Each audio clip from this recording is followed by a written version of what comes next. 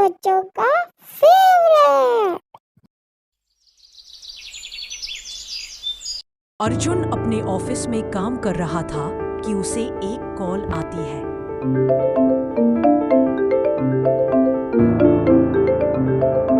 अरे, ये माँ भी ना हर समय कॉल करती रहती है। हाँ माँ, क्या काम है? बाद में बात करूंगा, मैं बहुत व्यस्त हूँ। फिर अर्जुन ऑफिस का काम करके थका हारा घर जाता है। रास्ते में उसे बार बार माँ की कॉल आती है, मगर वो काट देता है।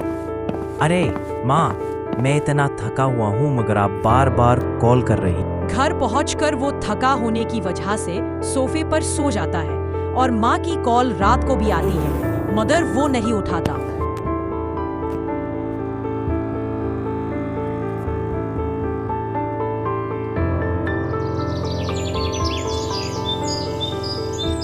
सुबह होते ही अर्जुन को एहसास होता है कि उसे माँ की कॉल उठा लेनी चाहिए थी। वो जाकर मोबाइल चेक करता है कि माँ ने तो एक मैसेज भेजा हुआ है, बेटा मेरी तबीयत बहुत खराब है, मैं शायद आज मर जाऊं, मुझे माफ करना, मैंने तुम्हें परेशान किया।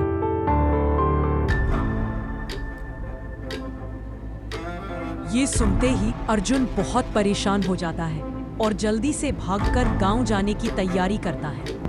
फिर वो अपनी बाइक से गांव की तरफ रवाना होता है।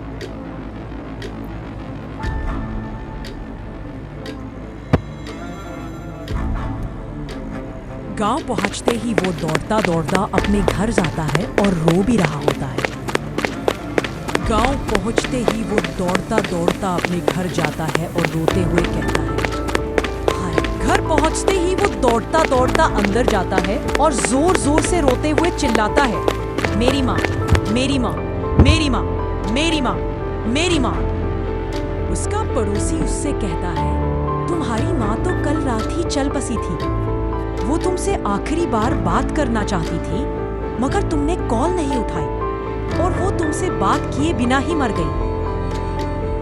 वो रोता रोता अपनी माँ के पास जाता है और कहता है, माँ मुझे माफ कर दे, मैं तुझसे बात नहीं कर सका। अर्जुन को बहुत पछतावा होता है, लेकिन अब वो कुछ भी नहीं कर सकता। कहानी की सीख, माँ बाप की बातों को नजरअंदाज नहीं करना चाहिए। उनकी कॉल, उनकी बातें, उनके जज्बात हमारी सबसे बड़ी जिम्मेदारी है।